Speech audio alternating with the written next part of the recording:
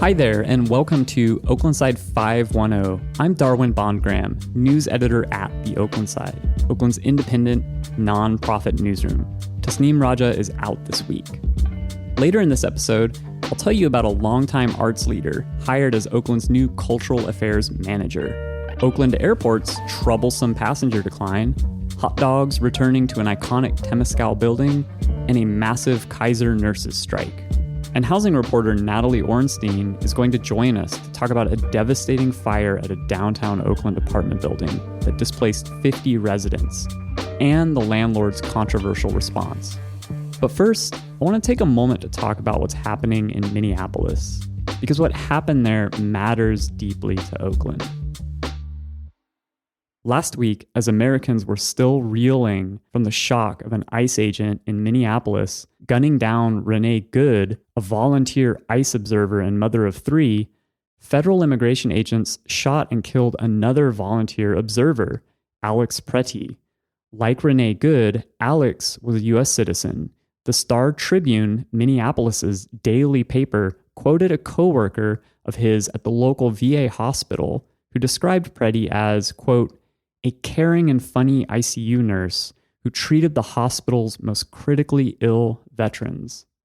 Pretti and Good were among thousands of residents of Minneapolis who, for weeks, have been protesting ICE's heavily militarized operations, including violations of people's constitutional rights.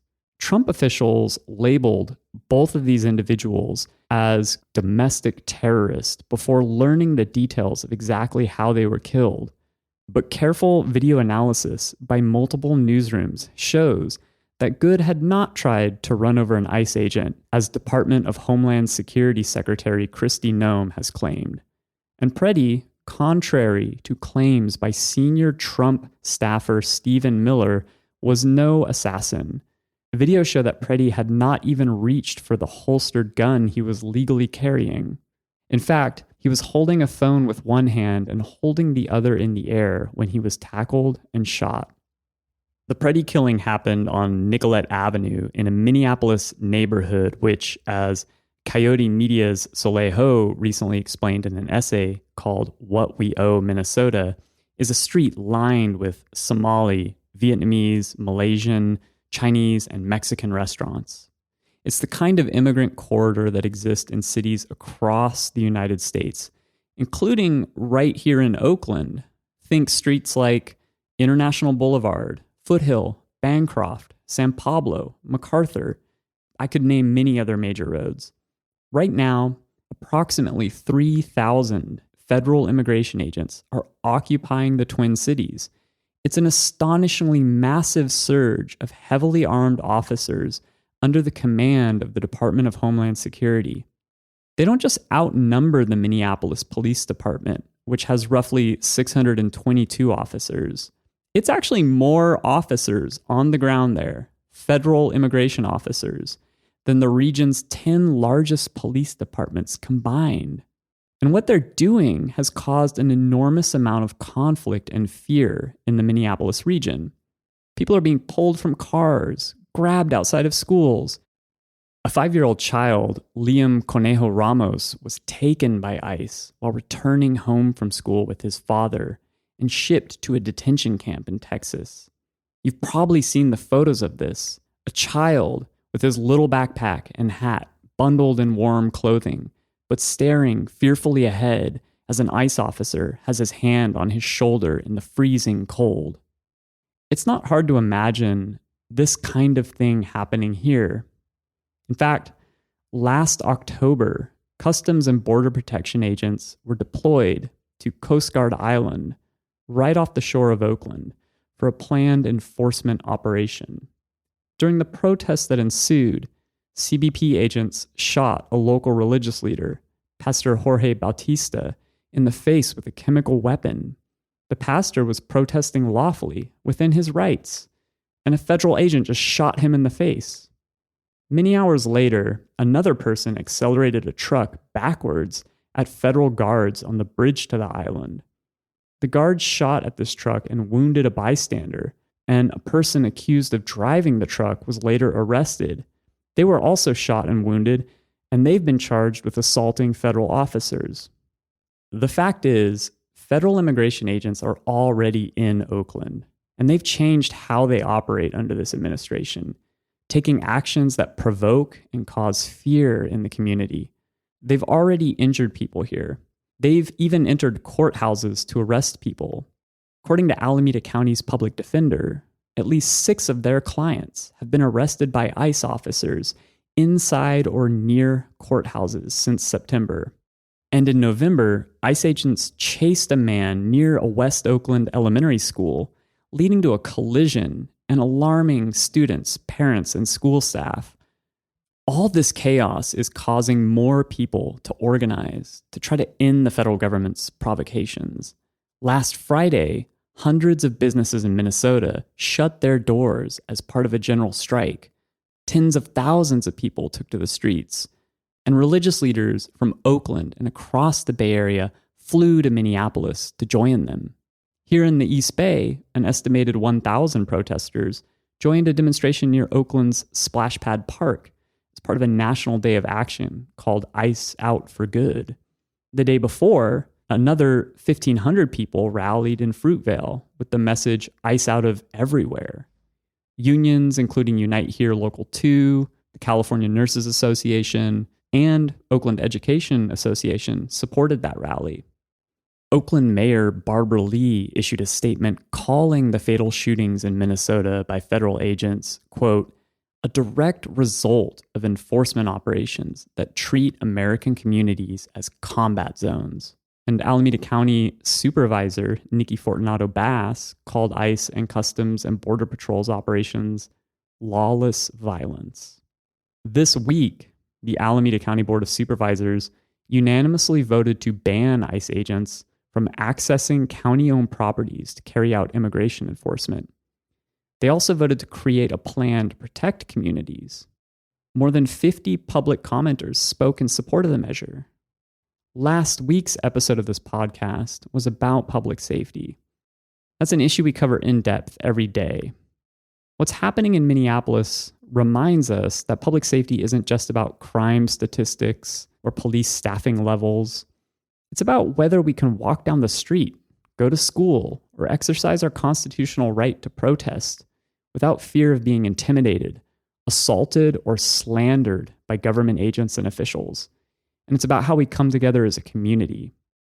In October, the Oakland Side reported from 5 a.m. to nearly midnight on the day federal agents were set to surge into the Bay Area. As I speak, newsroom leaders are organizing a training session for our team on best practices in covering these kinds of conflicts safely.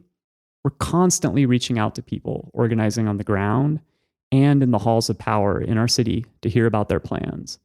We gather and share information that helps residents across our city stay safe and support each other.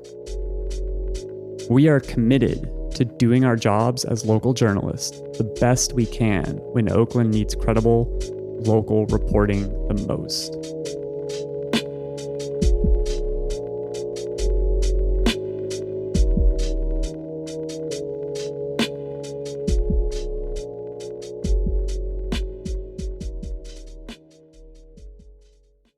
All right, now let's turn to our main topic for this week's episode, housing. I'm joined by Natalie Orenstein, our housing reporter. Natalie, thanks for being here. Thanks for having me. Let's start with a recent story that captured attention in Oakland. You've been covering a devastating fire that happened downtown last Monday morning on Broadway and its aftermath. Can you start by walking us through what happened? Sure. So this was just after 7 a.m. on Monday, January 13th. A 3-alarm fire broke out at a 5-story apartment building at Broadway and 19th Street. So more than 60 firefighters rushed to the scene. They evacuated over 40 apartments. They put out the fire within about an hour and a half, but it displaced 53 residents of downtown Oakland, including some children and some older folks. 3 people were sent to the hospital with smoke inhalation injuries. They've since been released, though. A firefighter actually also suffered a minor injury from heat exposure. One renter kind of walked me through what he experienced that day. He woke up smelling a bunch of smoke, though he didn't hear any alarms. He just kind of smelled the ominous scent and he jumped up and ran outside without grabbing anything. So basically, the fire destroyed all of his earthly belongings. He said he had his wallet in there, his personal identification papers, his DJ equipment, his clothing. He even had a $2 bill collection, which, was destroyed. And he also, when he came back in, he noticed that his TV and other kind of high price items he had were gone. He thinks someone probably looted his apartment while they were all recovering from the fire. Oh, man, that's really an awful situation. And the city opened an emergency shelter, right, for some of the displaced residents?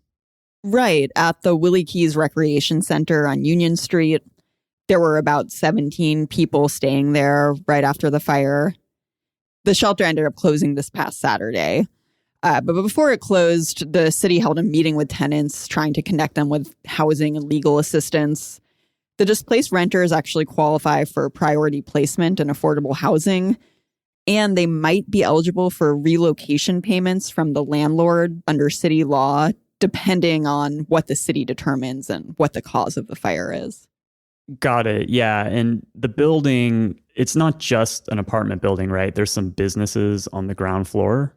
Yep. A few different businesses, and they've all been boarded up since the fire. The most prominent was probably Dope Era. That's a Oakland-based clothing store owned by Stanley Cox, who listeners might know better as Mr. Fab. You know, he's this world-famous Oakland musician and rapper with a prolific discography. He's also an entrepreneur and an activist. In a video he posted online, he talked about staying hopeful despite losing a store he'd built up over 8 years.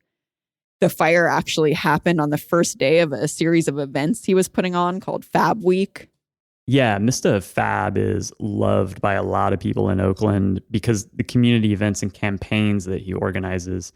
He's organized pop-up spaces to foster mental health. He does a wildly popular annual turkey giveaway every November. And he does an annual backpack giveaway, so Oakland students have some cool swag to carry their books in. Natalie, what are the apartments like? Was this affordable housing? Well, it was an older rent-controlled building, so many of the tenants were paying below market rates, or several of them had Section 8 vouchers. Some of them were formerly homeless. So it basically functioned as affordable housing for a lot of people. Well, what really caught people's attention was what happened right after the fire, right? Can you explain what went on? Yeah, so very quickly after the fire, like that day, displaced residents received a letter from their landlord, Ted Dang, through his company, Commonwealth Management. And this letter announced that their leases had been terminated. The letter said they could make an escorted trip back into the building to retrieve their belongings and return their keys, and once they did all that, they'd get their security deposits back. Is that legal? Well, it's not, according to the city attorney. So landlords of damaged buildings can sometimes formally end their tenants' leases after something like this, but they're required to provide a bunch of notice and to pay out the tenants usually. I talked to a lawyer from Centro Legal de la Raza named David Hall. That's the organization the city contracts with to provide renter assistance. He was very clear on this topic. He told me, quote, "A fire is not a legitimate event that terminates a lease or gives the landlord the ability to terminate the lease." This lawyer met with the displaced residents after the fire, and he told them those notices were invalid. They're advising the residents not to sign any legal documents before speaking with a lawyer. The city attorney's office weighed in on the day after the fire and demanded that the landlord's company withdraw these notices. Wow. And my understanding is that this is not the first fire in this building, right? That's right. So first, going to some recent history, about 2 years ago, another fire broke out at the building. That was confined to just a single unit. And then going back much further, we found some historical newspaper records showing there was an electrical fire in 1993 that injured 8 tenants. And the building's current landlord, Ted Dang, already owned the property at the time. Tell us more about Ted Dang, the landlord of the building. Yeah, Dang and his family own at least 16 other properties in the Bay Area. Many are around downtown Oakland, Chinatown, Adams Point. And Dang himself is actually a pretty prominent figure in Oakland. He's from Chinatown, and he was the founder of EBALTSI. That's the East Bay Asian Local Development Corporation. They're one of Oakland's most significant nonprofit affordable housing developers.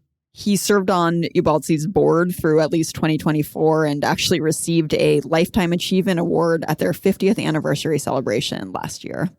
So this is someone who's been celebrated for creating affordable housing and is now being criticized by some people for how he's treating the tenants in this building after this fire. That's right. But, I spoke to Dang, and he maintains adamantly that he's in the right. He told me it's certainly an unfortunate situation for the tenants, but he says he's not at fault for the fire. And, he believes the destruction of the property does allow him to evict the renters, despite what the city's arguing. He also told me he began accepting more formerly homeless tenants when the building had vacancies early in the pandemic, and some of those renters had serious mental health challenges.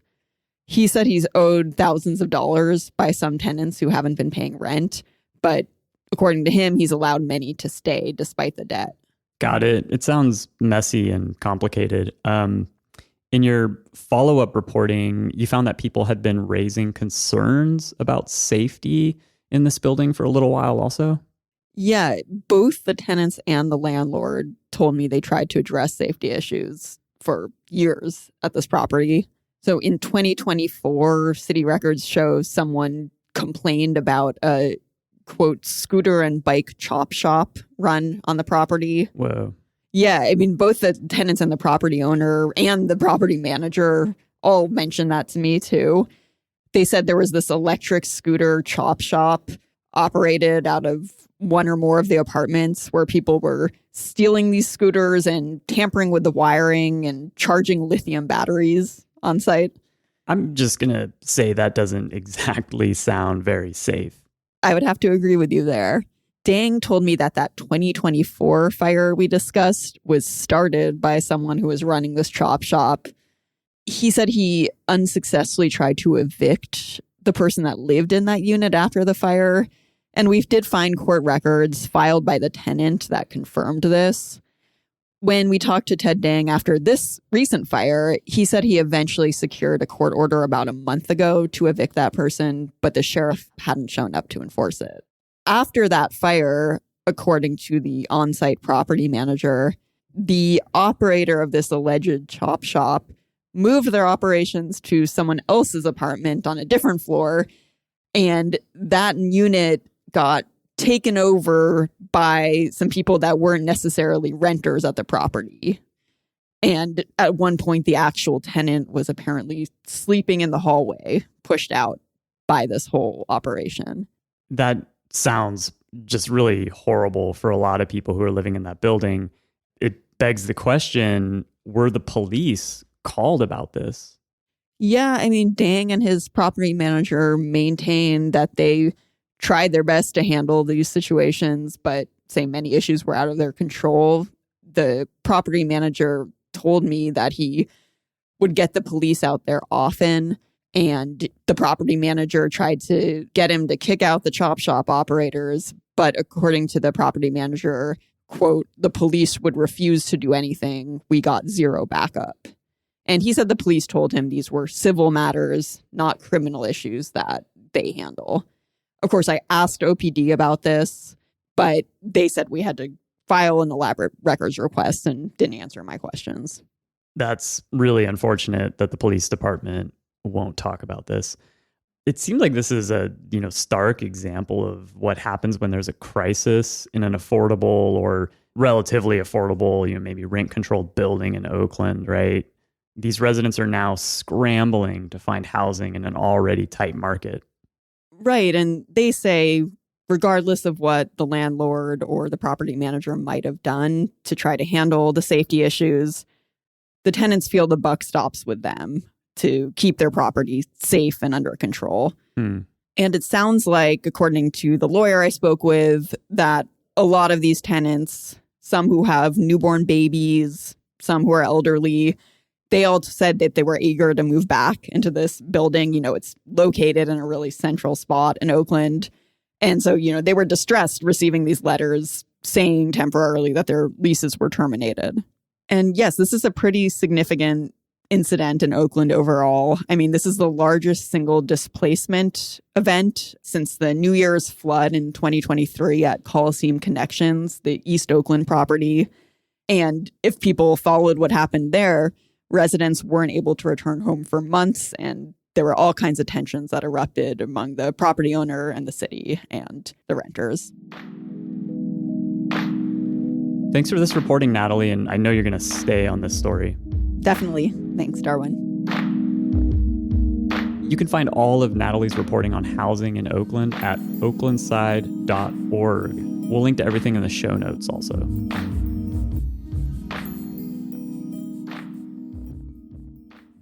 All right, let's briefly get into some recent reporting from the newsroom. You can find more in the full stories, which we'll link in the show notes, or at oaklandside.org. And you can also sign up for our daily newsletter if you want to get our reporting in your inbox. We'll start with some discouraging news. Oakland's airport saw a nearly 12% drop in passenger volume this November compared to November 2024. Just over 704,000 passengers that month versus 800,000 the year before. In fact, November travel has declined every year since 2022. Airport officials blame the decline primarily on the loss of business travel within California.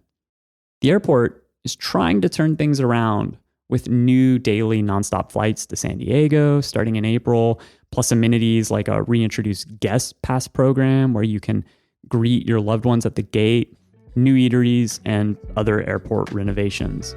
Will it work? We will see.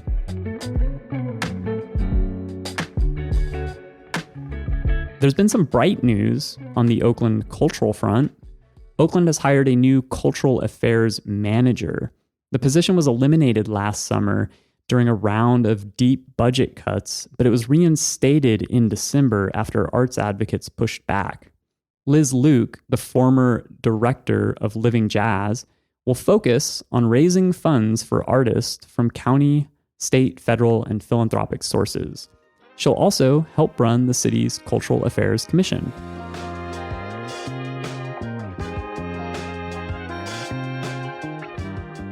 And some good food news from our team at Nosh. Hot dogs are back at that iconic skinny triangular building in Temescal where Shattuck, Telegraph, and 46th Street meet. Winky Dinky Dogs opened its second location in the building on January 24th, bringing the space back to life after it sat vacant for more than 20 years. The building previously housed original Casper's hot dogs, but that location closed in 2003. Winky Dinky owner Tierney Allen, a former member of the hip-hop group Digital Underground and an entrepreneur, says he wanted to honor the building's history while creating a gathering place for the neighborhood.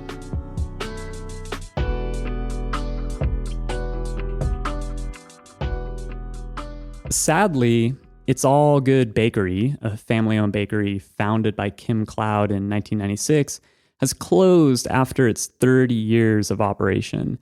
The bakery was located at the site of the Black Panthers' first Oakland headquarters on Martin Luther King Jr. Way. In 2022, a project to redevelop the building into apartments and commercial space was announced, but city records show that as of April 2025, the project application was still incomplete.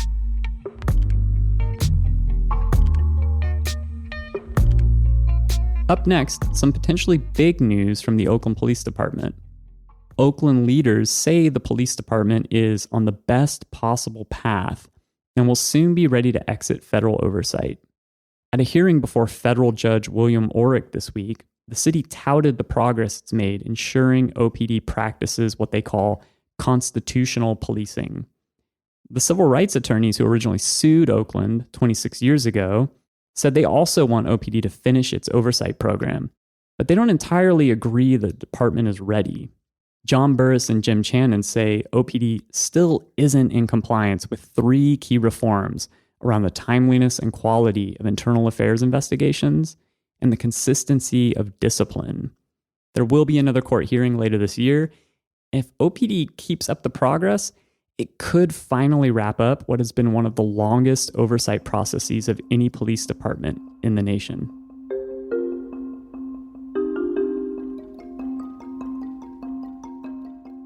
Finally, thousands of Kaiser Permanente nurses and other workers across California and Hawaii walked off the job Monday in an open-ended strike over staffing and wages. This includes workers in Oakland. The United Nurses Association of California, representing about 31,000 employees, is seeking a 25% pay increase over 4 years. Kaiser has offered over 21%. Nurses say they're also fighting for better patient care. Kaiser says hospitals, emergency rooms, and pharmacies will remain open through the strike, though the system plans to reschedule some surgeries and procedures. All right, that's it for this week's episode of Oaklandside 510. You can find all the stories we talked about today at oaklandside.org. Sign up for our daily newsletters to get our reporting delivered straight to your inbox. And if you haven't already, please subscribe to the podcast wherever you listen. Share it with your Oakland friends and neighbors. The more people listening, the more we can justify keeping the show going. This episode was produced by Lakshmi Sara, Mark Nieto, and Tasneem Raja, edited by our newsroom's editors, and hosted by me, Oaklandside News Editor Darwin BondGraham. On behalf of the entire newsroom, thank you for showing up for Oakland. We'll see you next week.